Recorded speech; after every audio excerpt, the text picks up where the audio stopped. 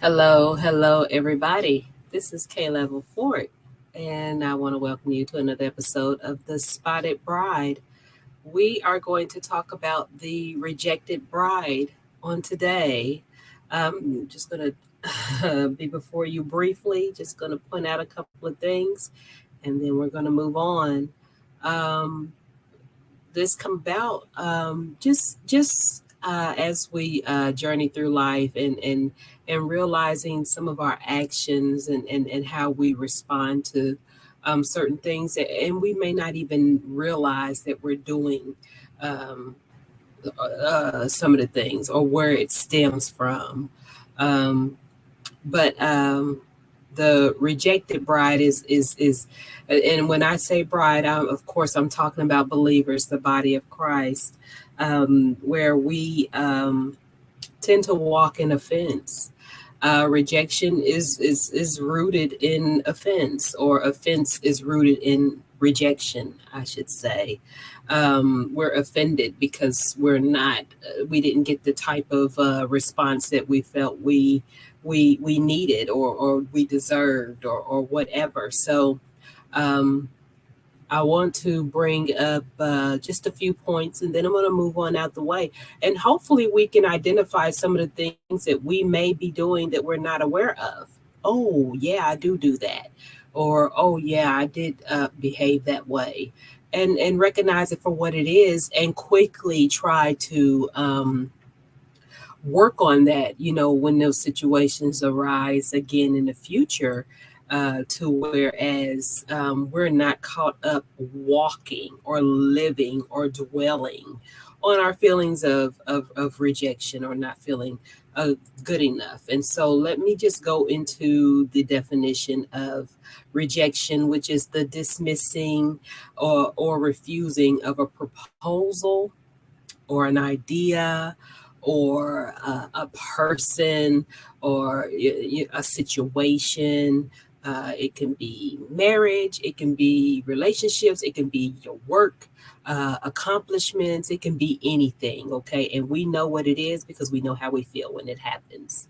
Um, and so, what does it look like? Feelings of rejection and thank you all for tuning in once again. Feelings of rejection can occur from something that is said or done that causes an intense emotion of hurt, pain, or offense. Okay, it's somebody saying something to you that you never thought that they would say to you. It's somebody doing something to you that you never thought that they would do to you. I can recall David. I believe it was David that said it wasn't an enemy that done this to me. It was my friend. It was somebody who had their feet under my table, that ate my food, that communed with me, that I talk to every day or whatever. So he talks about being hurt, offended, and you can even put rejection in there because that's what happens. You're rejected. Hey, we can't be friends no more for whatever reason. Well, I don't understand why not. And so we carry that hurt, and especially us as women, we're carriers. We carry things. We carry life. We carry, our children. We carry our pains, our disappointments, our setbacks, our hurts, our desires. We carry things, and we tend to carry them. And I'll say this for me, I carry them in my heart. I don't carry them, how they say burdens and weights and stuff on my shoulders and all that stuff. No, my weight tends to be in my heart. It's a heart thing for me. And that may not be the case for you. You may be a carrier, you may be one that carries it on your shoulders. And that's okay. But we want to talk about what it looks like and what is something that is said or done that causes an intense emotion of hurt, pain, or offense. Okay. Now, what we want to look at is our response to the rejection. Okay, because our responses can vary. Some of us may lash out, meaning as soon as the offense occurs or whatever it happens that isn't in our favor, we tend to lash out. Oh, I'm going to respond in anger. I'm going to read you a piece of my mind because I'm angry because you have rejected me. You've rejected my idea. You didn't give me the same response that you gave this person. Okay, you favor them just a little bit more than you favor me, and I've been with you longer than they have. Okay, so we're gonna lash out. I'm gonna read you a piece of my mind. We're walking in anger now. That rejection can carry along with it some other emotions. There's some other things that attach to it. Okay, um, so we may lash out at people, while the rest of us we may withdraw or isolate. You know what? No one likes me. No one wants to hear what I have to say. No one wants to be around me. Well, they don't fool with me anyways. And so we isolate and we withdraw. I'm just going to keep to myself. Rejection. And sometimes it's the fear of what a person, and we don't even know that a person, we in our minds, we're just automatically saying, hey, they're not going to accept me anyway, so I may as well not do whatever this is. I'm not going to fit in with them anyways. I don't fit in.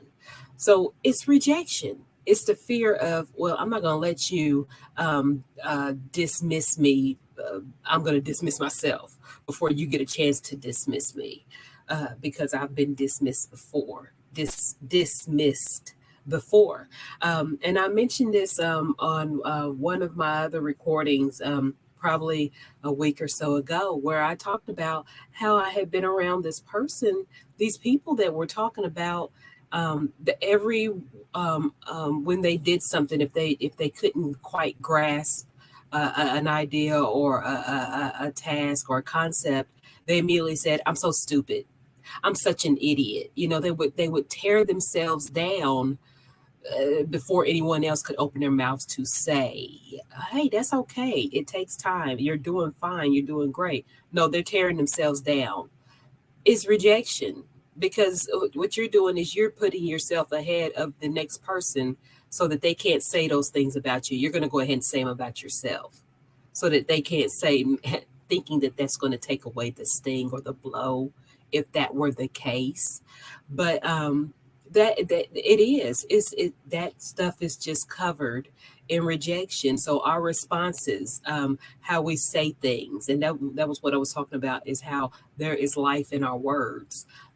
There's death in our words. And so, we have to be careful of that. But people, while okay, so I talked about us withdrawing and isolating, and then those of us who may try to seek revenge on those who rejected us. Oh, you ain't gonna get away with this. I'm gonna one up you. I'm going to go ahead and get you back. And you ain't gonna be expecting it, but I'm gonna get you back. Yeah, because you ain't gonna make me feel like this. So, and how do we do that? Number one way, silent treatment. I ain't talking to you no more. I'm not even going to acknowledge your presence. Mm-mm. So, and I'm telling you, and I can say that because I have, not only have I had that done, but I've been the person who has done that. Oh, you offended me.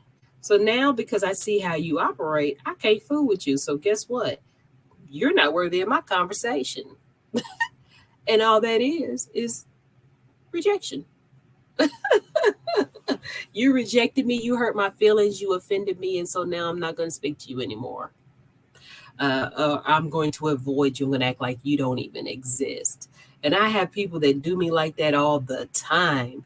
And it's just like, wow, there is something that is in them that is making, that is allowing them, that is overpowering them and allowing them to react and respond this way. There's some hurt there. There's some pain there, some unresolved issues. And it's not really about me. It's about whatever it is that they're holding in their heart that someone else may have done to them at some particular time. So, the revenge on those who rejected us. Oftentimes, rejection can lead to feelings of anxiety, depression, hopelessness, or shame, especially when we get into those of us who tend to withdraw or isolate. I've got to protect me. I'm going to go into my bubble and keep myself safe so that I can't be hurt in this manner anymore. I'm not going to allow anybody to hurt me this way anymore. I'm not going to, and so what happens if you're isolated and you're cut off from people? What happens? You're left with your own thoughts, your mind. You're left with your own feelings. You're left with yourself. And self can be our own worst enemy. And so you're in this despair and this depression and this hopelessness and this anxiety, anxious because you're not associating with anyone. You're not interacting. You're not, what is the word? You're not assembling. The Bible talks about forsake not the assembling together. You're not mingling, you're not socializing at all. You're just left to your own feelings, you're left to your own thoughts, you're left in your bubble. And so now you're in this, you're anxious and you're depressed because those feelings come upon anyone that isolates and withdraws. They get anxious of what could happen, what ain't happened, what they're thinking, what they're going to say, what they're not saying, what they're going to do, what they're not doing. um so, anxiety, depression, hopelessness, and shame. Now, some may struggle with dealing or interacting with people, and confidence may be low. And we're going to talk about that because a lot of our responses and our actions that we may do, we don't even realize that that it is rooted in rejection. And it can be things that we think that are a good thing, but if we're overly doing it, if it's something that you do every now and then, it's one thing. But if you find yourself constantly having to do certain things, um, you may want to evaluate that. You may want to look in a little deeper into that and figure out, hey, what's the root? What's going on here? Why am I feeling like I need to do this or show this or say this or prove this? Why am I having to prove who I am or my value or my worth? You don't have to prove your value or your worth to anybody. It's already in you. It's already in you. Um, So let me go to the next point of also talking about what it looks like. Low confidence, low self esteem. And I'm going to tell you, we can dress it up. We can dress ourselves up and look good from head to toe. Earrings, hair done, laid, face is uh, perfect, and we've got on the nice outfits, and we've got the designer bags, and we've got the designer shoes, and we look the part to the T. It can look good, but if our actions, if we're doing some other things, that's what's on the inside of us is going to show up. It's going to manifest. Okay, no matter how good we dress this body up. So what else does it look like? It can also show up in how we attempt to prove ourselves to others. Oh well, I can sing that song better than them if they would just let me. If they would just let me, they need to put me up there and let me sing, cause I can blow it out the water. Uh, what? You don't have to do that. um, it can be how we attempt to prove ourselves to others by who we know, whether it's a person of status, a person, you know, oh, look at who I'm with today. Look at who I saw today. I met up, or I'm going to, this is my location. I'm here with such and such and such and such. And everybody knows who such and such and such and such is. Oh, you're important because you're with that person. You're great. So if we find ourselves always having to say who we're with, who we're associated with, who we're connected to, if we're always having to show our hand, we need to look into that and see what is it in me that is making me feel like I have to tell everybody who and don't get me wrong, it's good to be connected. We are supposed to be connected. It is good to be in certain places. It is good to sit at certain tables. But sometimes we don't have to toot our own horn if it and especially if it's a God thing. God to do that tooting for you. The Psalm says he prepares a table before me in the presence of my enemies. God prepares that table. If we are preparing that table ourselves, we've already got our reward, because our reward is in the comments and the compliments that we get for bragging and putting ourselves on the scene of, oh, this is who I'm with, or this is what I'm doing, or whatever. We've shown our hand, so there's our reward. So who we know that may be of status, who or what our titles may be, or our educational accomplishments. Hey, I've got a LMNOP XYZ in whatever. So I know I'm the expert on this. I've got this certificate. I've got this plaque. I've went through this training. I've done this, and so I've got this, and I can do this, and I'm well experienced in this, and blah blah blah. Blah. And we're tooting our own horn, and we're constantly putting stuff out. We need to look into that, y'all. We've got to look into that, because there's something at the root, at the base of that. Okay, because it's good to have accomplishments. It's good to, to do things, because we're supposed to prosper, and we're supposed to be in good health as our soul prospers. We're supposed to do these things, but we don't have to draw attention to it. God gives the increase, and God, like I said before, He prepares that table for us. And so, excessive people pleasing, those of us that feel the need to have to always butt kiss, for lack of better words, we're butt kissing. Hey, I've got it, boss. I'm going to go get that for you. I'll be right back. I'm going to run. And is there anything else that you need me to do? I've got that. Yes, no problem. Hey, even though our work is piled up and we really can't take no time to set apart to do X, Y, Z, we're going to do it for this person, because I want you to see me. And I have seen people like that will hurry up and do things for the recognition, not necessarily because it needs to be done, but because, hey, you may give me a pat on the back if I do it. You may say my name. You may mention my name and say this and say that. And so that's my motive around it. Because if you mention my name, hey, I got some value. I'm important. I'm a good person.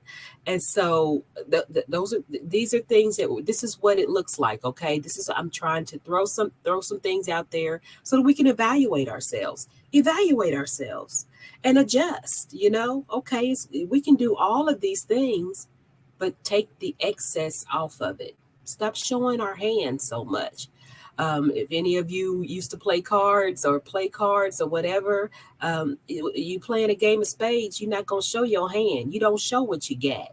You got that two of spades. You gonna throw that out when they least expect it. That two of spades is just as good as a joker. I believe it's a two of spades. I ain't played in a long time, so I can't remember. But you got a spade. You in there. But excessive emphasis on things done by certain people, possibly thinking it improves our value or worth because of association.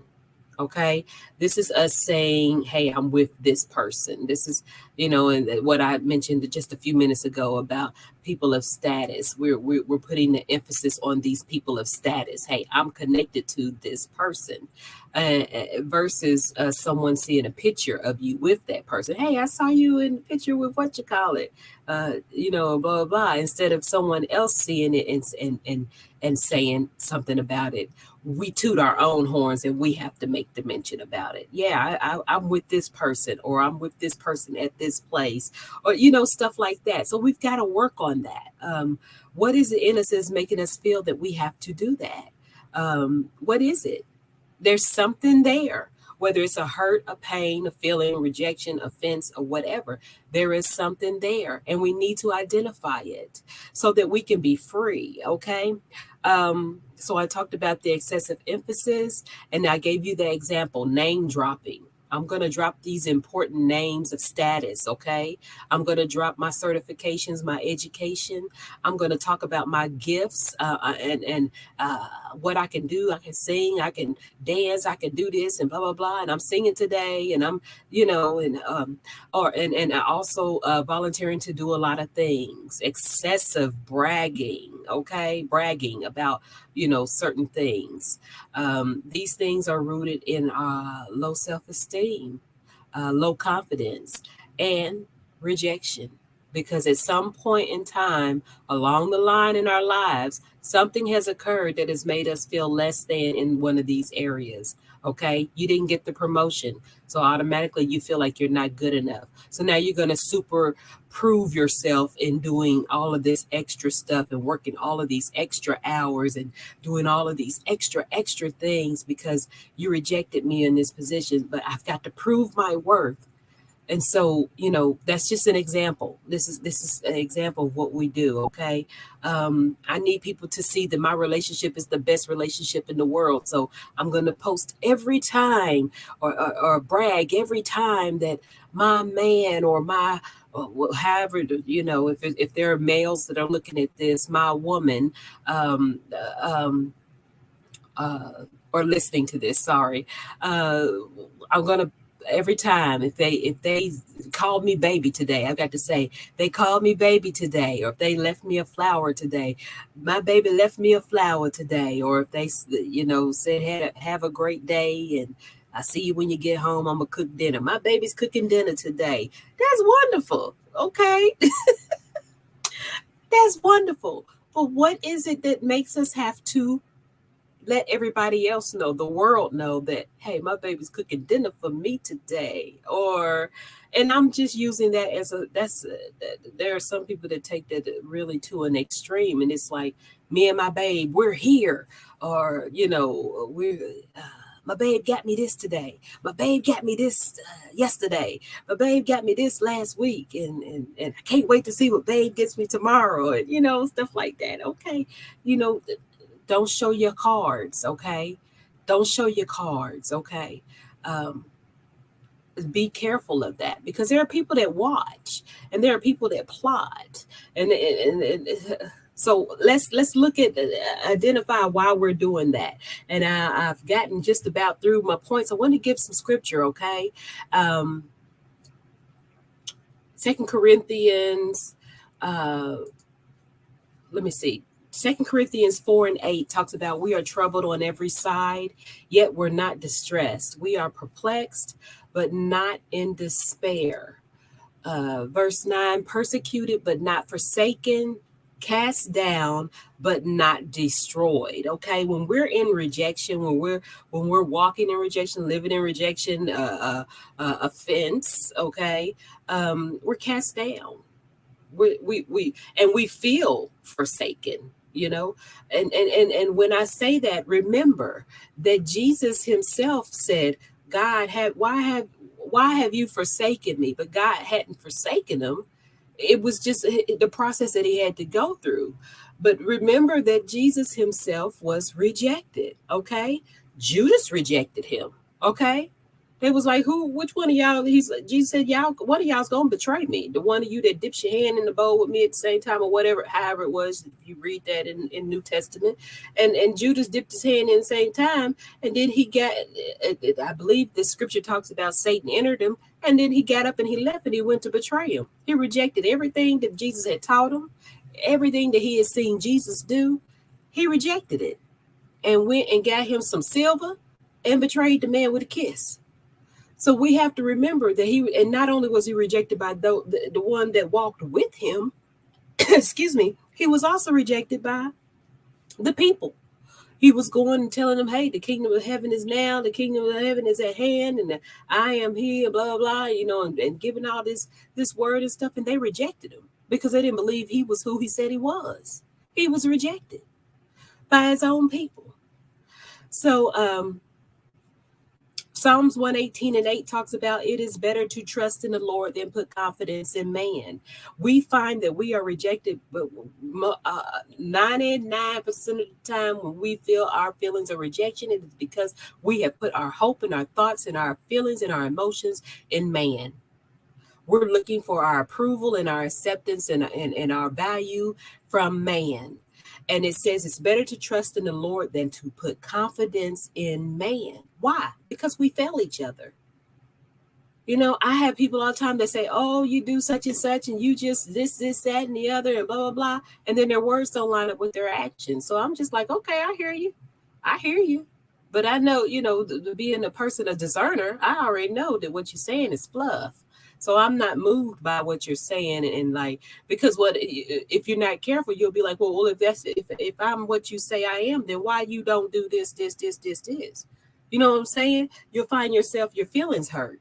And that was something that I used to struggle with. I used to struggle with people would say something and then they would treat me the opposite and I'd be rejected. I would feel rejected and my feelings would be hurt. Because like, but you said I was this. So why you treat me this way? I'm putting my confidence in this in me in man. And I'm not saying man as in a man. I mean as in humans, as in people, okay? Put your confidence in people because people will fail you. Okay? Um Proverbs 3:26, for the Lord shall be thy confidence and shall keep thy foot from being taken. I put my hope and my confidence in God. And he will, like I said, he prepares a table before us in the presence of our enemies. So he's gonna take care of me. He's got me. My confidence is in him. I am who he says I am. Hebrews 10:35. Cast not there cast not away therefore your confidence, which has great recompense of reward. Okay, don't cast away your confidence. There's a reward in your confidence when your confidence is in God. God is our confidence. The Lord is our confidence. So don't cast it away, okay? First John 5:14, and this is my last scripture, and I'm gonna get on out the way. And this is the confidence that we have in him, that if we ask anything according to his will, he hears us. Verse 15, and if we know that he hears us, whatsoever we ask, we know that we have the petitions that we desired of him, okay? So regardless of what anything, any situation, any person, the job, our relationships, our the different scenarios that we encounter as we walk this life, if I put everything in God's hands and say, God, if it be your will, if you do this, I'm asking and I'm praying according to your word, you're going to answer my petitions. My hope and my confidence is in you. So you know who I am.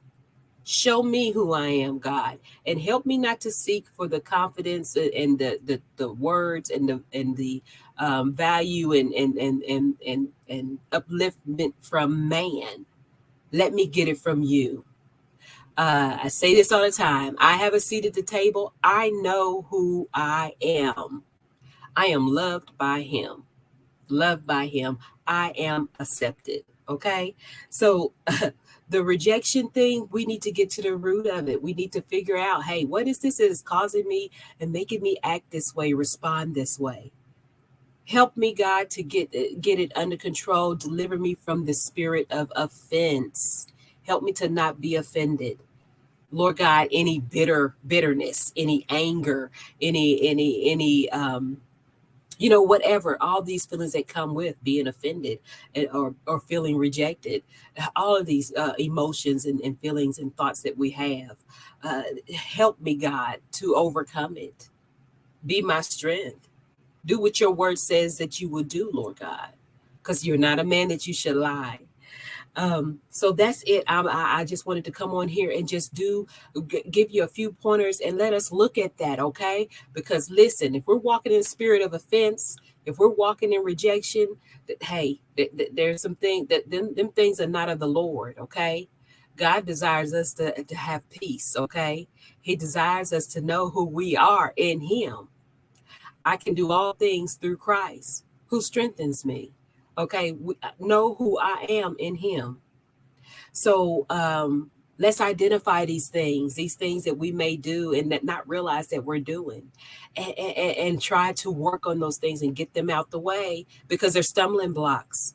And as I say, this, the spotted bride, hey, we got to work on this. We've got to get this together. We've got to nip this in the bud, because we want to be ready when it's time to go with Him. Okay, when He cracks that scribe, when that trumpet sounds, we want to be ready. We want to be ready, and we want to be counted worthy to stand before Him. Okay, so if there's anything in us that is holding us back, any spot, any wrinkle, we won't be with them. And rejection is a spot. Rejection is a spot. Offense is a spot. We're supposed to lay our offense at the altar. We're supposed to lay down our gift and go and get the offense right. I'm sorry. Let me correct that. So keep that in mind, y'all. We got to get rid of these spots and these wrinkles. And the rejected bride, that's a wrinkle. That's a spot. And it can't be there. So we've got to do better, okay? So I hope something was said that blessed you. I hope something was said that encouraged you. I hope something was said that you can take and grow and feed and glean off of, okay? I'm going to get on out the way. This is K Level Fort. I thank you all for tuning in to another episode of The Spotted Bride. Feel free to like us.